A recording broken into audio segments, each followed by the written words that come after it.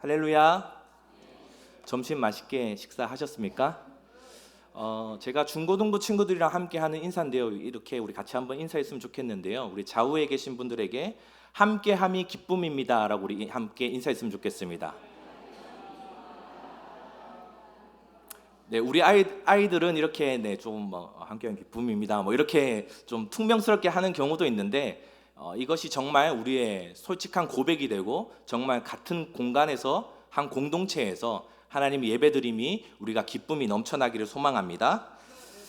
저는 눈물이 조금 많이 있습니다. 보시긴 어떻게 보시겠지 모르겠지만 저 눈물이 좀 많이 있는데 드라마를 보다가 또 영화를 보다가 좀 슬픈 상황이 생기거나 아니면 너무 감동적인 상황이 생겼을 때에 저는 솔직하게 그냥 그 감정을 숨기는 것이 아니라 눈물을 흘리면서 정말 마치 제가 그 곳에 들어간 것처럼 몰입을 하면서 그렇게 눈물을 많이 흘릴 때가 있는 것 같습니다.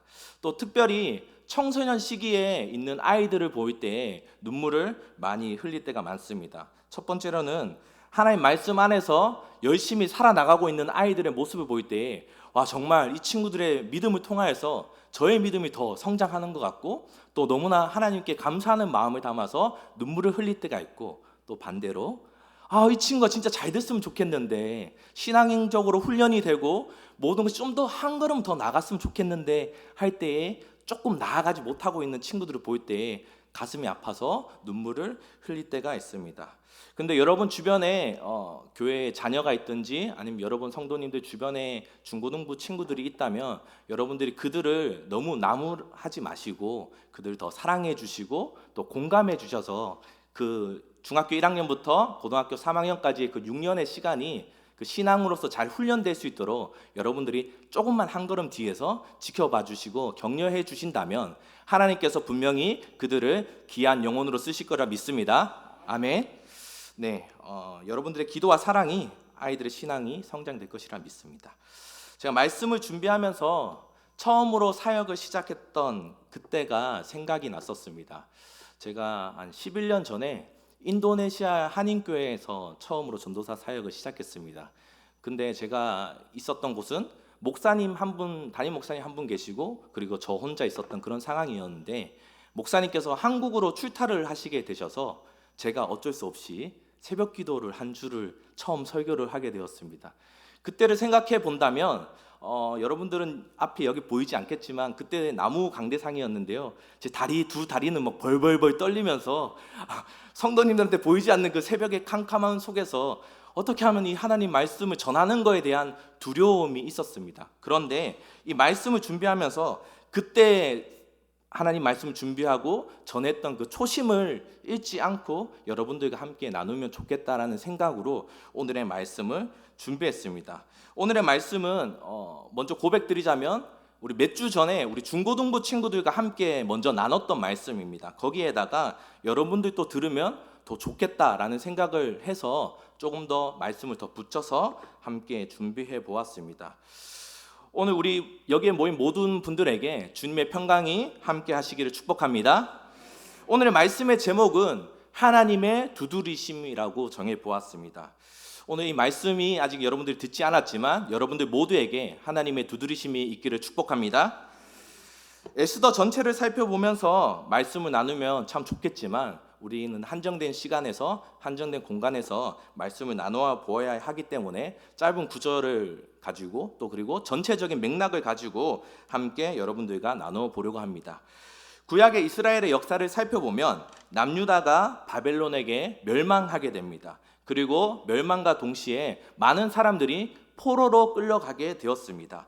그래서 그 사람들에게는 나라를 뺏긴 절망적인 역사를 경험하게 되었습니다. 그런데 오랜 시간이 지난 다음에 바사 즉 페르시아 고레스 왕이 바벨론을 무너뜨리고 포로로 끌려온 이스라엘 백성들을 자신의 나라로 다시 되돌아갈 수 있는 유화 정책을 펼치게 되었습니다. 그래서 1차, 2차를 나누어서 조국인 이스라엘로 돌아가는 기쁨을 그 당시에 누리게 되었습니다. 우리가 읽어보았던 이 에스더서는 이쯤에 조국으로 돌아가지 않고 이방 나라였던 페르시아 수도인 수산이라는 곳에서 배경으로 시작하고 있습니다. 오늘 본문은 아하수에로 왕과 그의 아내 와스디라고 하는 왕후가 등장하는 것을 우리가 본문을 통해서 볼 수 있습니다. 에스더 전체를 여러분들이 읽어보시면 잔치라고 하는 단어들이 많이 등장합니다. 이러한 것으로 볼 때에 아하수에로 왕이 잔치를 좋아했던 사람인 것을 짐작해 볼 수 있는데요. 우리가 오늘 읽진 않았지만 우리 PPT에 나오는 2절 3절 말씀을 같이 한번 읽어보도록 하겠습니다. 시작.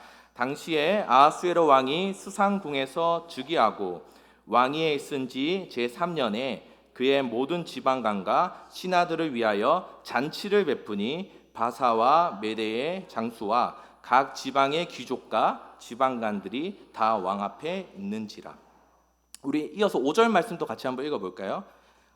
이날에 지남에 왕이 또 수산이 있는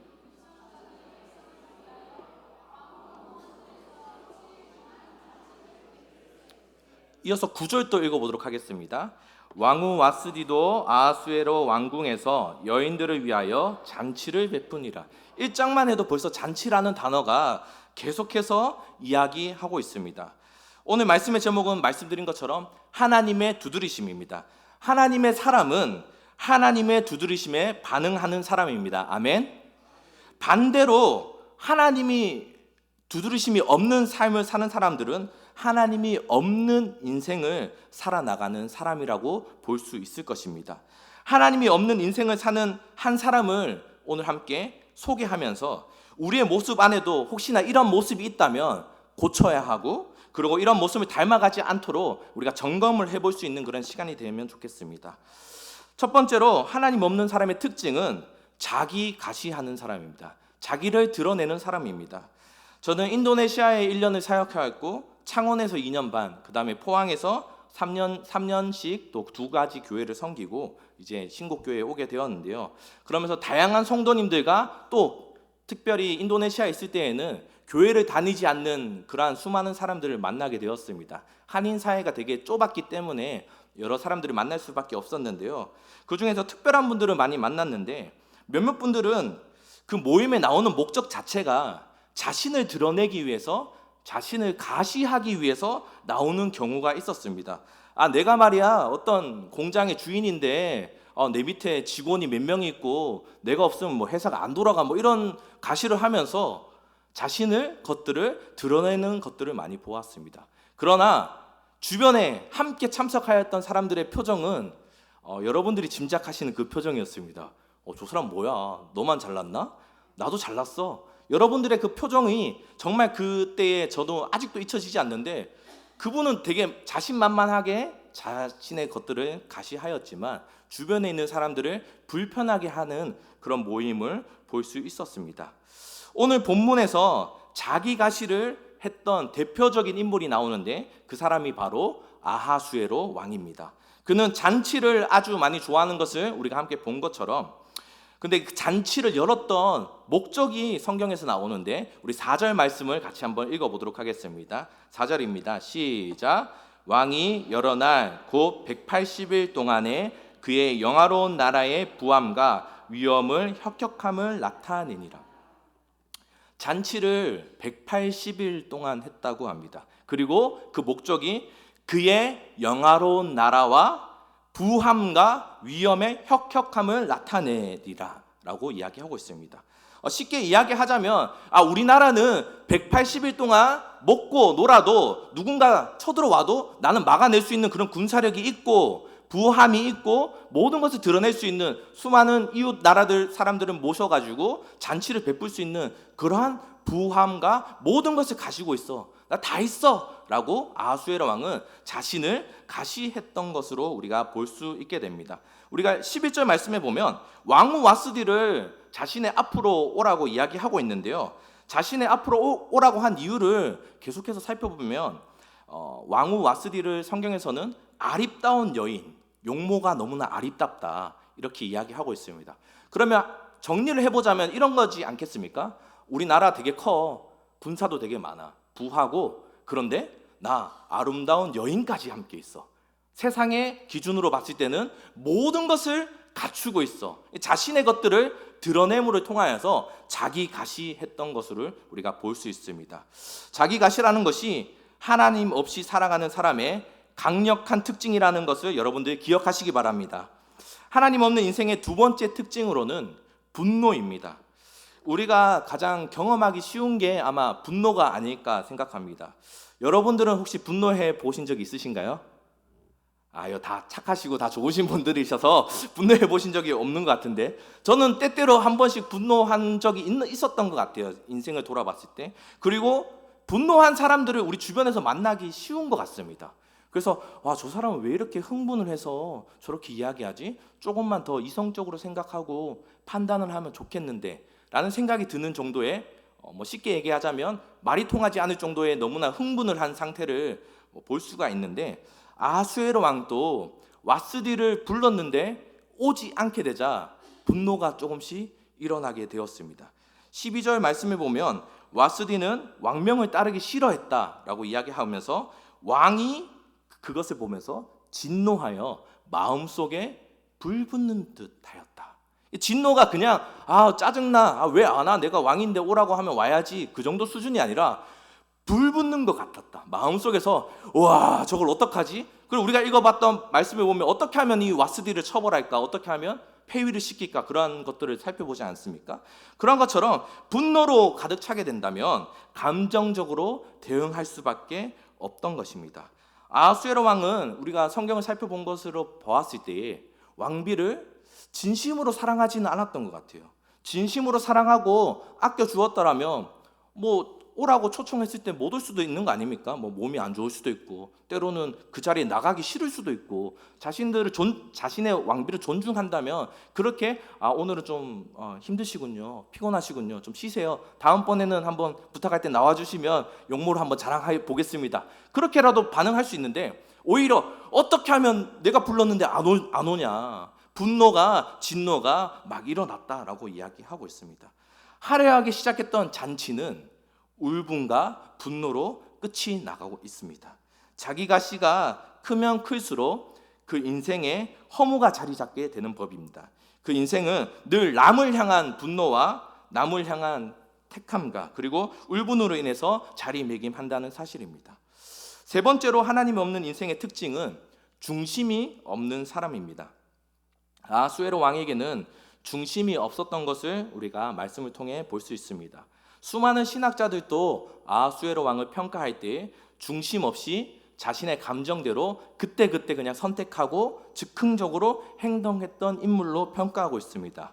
사람을 세우는 것도 즉흥적이었고, 사람을 버리는 것도 즉흥적이었고, 자기 아내를 버리는 것도 자신의 분노로 인해 즉흥적으로 했던 사람입니다. 왜냐하면 그 마음 안에 중심이 없었기 때문입니다.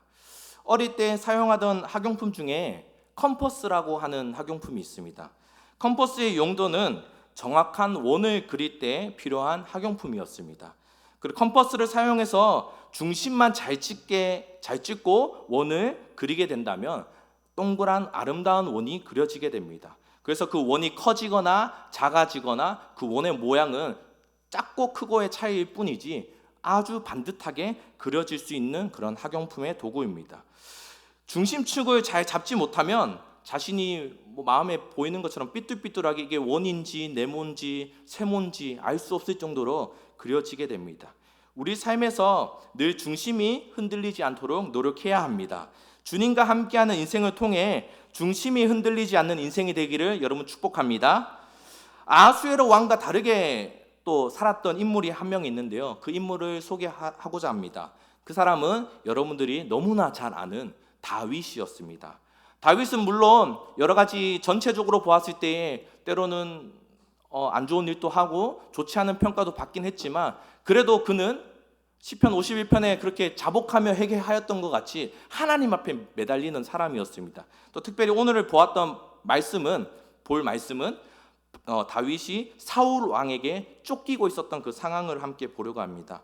다윗은 오랜 시간 동안 사울 왕의 위협 속에서 고통을 당하며 도망자의 신세로 살고 있었습니다.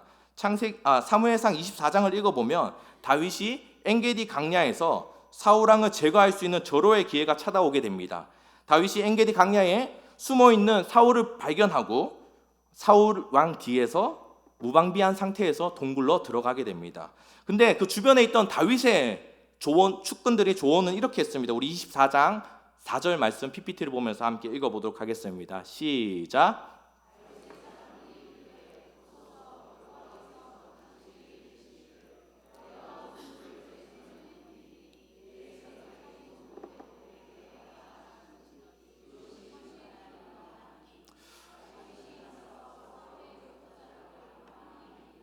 아멘. 다윗의 사람들은 다 너 누구나나 이렇게 얘기했습니다. 하나님이 정해주신 거야. 너를 쫓아왔던 그 원수를 죽일 수 있는 절호의 기회야. 죽여, 없애버려. 자, 우리 이제 해방하자. 이제 도망 다니지 말자. 우리 이렇게 잘 살아보자. 그렇게 주변 사람들이 객관적인 평가에서도 사울왕을 제거하라라고 이야기했습니다. 그런데 우리가 아까 읽어보았던 빨간색으로 표시된 모습을 보면 이렇게 표현하고 있습니다. 다윗이 일어나서 사울의 겉옷 자락을 가만히 베니라. 다윗은 그 조언을 듣고 일단 행동을 하였습니다. 그러나 중요한 것은 그 5절인데요. 우리 5절 말씀 같이 한번 읽어보도록 하겠습니다. 화면에 나오는 5절 같이 읽어보겠습니다. 시작. 그리한 후에 사울의 옷자락 뱀으로 말미암아 다윗의 마음이 찔러. 다윗은 행동하였습니다. 옷자락을 베었습니다. 그런데 그 행동으로 인해서 마음이 찔렸다라고 이야기하고 있습니다. 그 찔려라는 게 원어로 살펴보니까 낙하라고 이렇게 표현이 되어 있더라고요. 그래서 어떤 뜻이 있었냐면 치다, 때리다, 쫓아내다, 살인자, 벌주다, 학살하다, 살해하다 이런 의미가 있었습니다. 다윗은 물론 사울을 죽이지 않았습니다. 그런데 그 마음에 찔렸던 게 마치 내가 사울을 죽인 것과 같은 그 마음이 다윗 안에 들었습니다. 다윗이 자신의 본능대로 행하였다면 바로 사울을 그 자리에서 죽여버렸을 것입니다. 그러나 다윗이 사울을 죽일 수 없었던 것은 그의 마음에 찔림이 있었기 때문입니다. 여기서 나오는 찔려가 아까는 히브리어는 낙하였지만 영어 성경으로 살펴보니까 비트였습니다. 비트가 어떤 뜻을 가지고 있냐면 두드리다. 하나님이 다윗의 마음을 두드리신 겁니다. 다윗아, 그렇게 하면 안 돼. 너의 감정으로는, 분노로는 사울을 죽이고 싶겠지만 피해는 생명이 있고 그것은 내가 할 몫이니 너가 하는 게 아니야. 다윗이 만약에 아하수에로 왕과 같이 자기가 시하고 분노하는 사람이었더라면, 또 주변에 있는 사람들의 조언을 받아들였더라면 그 마음에 찔림이 있어도 그 사람을 죽여버렸겠죠. 하지만 그 순간에 하나님의 두드리심이 다윗 안에 있어서, 그 비트가 있어서 다윗은 그 순간에 사울을 죽이지 못하였습니다. 이것은 굉장히 중요한 포인트입니다. 우리는 하나님의 사람입니다. 아멘. 세상에 속한 사람이 아닙니다. 세상에 속한 사람들은 어느 누구나 죽여, 잘했다 박수 치겠지만 우리는 다르게 보아야 합니다. 생명은 너무나 소중하고 그 생명을 우리가 아끼며 우리 영혼을 사랑하는 것과 같이 어떤 누가 보아도 악인과 같은 사람도 품을 수 있는 마음, 그 순간에 나의 분노로 칼로 찌르고 싶은 그 마음이 내 안에 목구멍까지 나올지라도 하나님의 두드리심이 있다면 우리는 멈출 수 있어야 하는 것입니다. 어느 목사님이 사춘기 자녀에게 이러한 행동은 그렇게 행하면 안 된다라고 겉면을 이야기했습니다. 그러자 그 아이는 아빠에게 이렇게 대답했습니다. 아빠, 모두가 다 그렇게 행동을 해요 라고 대답을 했습니다. 그러자 그 목사님은 그 아이를 다시 한번 타이르면서 이야기했습니다. 얘야, 너는 모두가 아니야. 하나님의 자녀야. 세상의 기준과 세상 사람들은 한 번쯤 해도 돼, 한 번쯤 눈 감으면 되지, 그렇게 이야기하지만 하나님의 사람은 언제나 우리 마음 안에 두드리심이 있기 때문에 때로는 내가 잘못된 방향을 가고 있다라고 한다면 멈출 수 있어야 하는 것입니다. 돌이킬 수 있어야 하는 것입니다. 회개하면서 다시 하나님께로 나아갈 수 있어야 하는 것입니다. 우리의 삶에도 이러한 모습이 있지는 않습니까? 모두가 하니까, 저 사람이 하니까 괜찮아, 나 하나쯤이야, 아무도 안 보는데. 그러나 하나님의 믿는 사람이라면 누구는 보지 않지만 하나님 나와 함께 하시고 하나님 보시고 하나님 나의 모든 것을 아시는 분이시라고 우리가 고백한다면 절대 쓰레기 하나도 그냥 버릴 수 없을 것입니다. 세상은 온통 아하수에로 왕과 같이 중심 없이 자신의 감정대로 날뛰고 있습니다. 하지만 그러한 세상 안에서도 우리에게는 다윗이 날마다 경험했던 하나님의 비트, 하나님의 두드리심, 마음의 찔림이 있어서 내가 중심에서 조금만 벗어나더라도 하나님의 두드리심을 경험하는 삶을 살도록 노력해야 할 것입니다. 그런 복된 삶을 사시기를 주님의 이름으로 축복합니다. 사랑하는 신곡교회 성도 여러분, 말씀을 맺겠습니다. 우리는 자기를 가시하는 사람이 되지 않도록 날마다 노력해야 할 것입니다. 또한 분노, 진노하는 감정을 잘 다스려야 할 것입니다. 그리고 우리의 인생의 중심이 되신 하나님만을 바라보아야 할 것입니다. 하나님의 두드리심이 있는 인생은 세상을 살아나가는데 너무나 불편합니다. 다른 사람들은 이 정도에 눈 하나 깜짝하지 않고 아무렇지 않고 살아나가지만 하나님의 두드리심이 있으니 우리는 작은 일 하나도 일탈할 수 없고 마음대로 할 수 없는 사람이기 때문입니다. 그러나 저를 포함해서 이곳에 모인 여러분들이 이 불편함을 감사함으로 누리면서 살아나가길 축복합니다. 성령님의 말할 수 없는 탄식으로 우리의 마음을 두드려 주시기를 하나님의 능력이 우리 안에 넘쳐나기를 축복합니다. 그래서 우리의 인생이 주님의 간섭이 있는 인생, 주님이 함께하는 인생, 두드리심의 은혜가 있는 인생, 하나님의 우리의 중심축이 되어주시는 그런 인생이 되시기를 주님의 이름으로 축복합니다.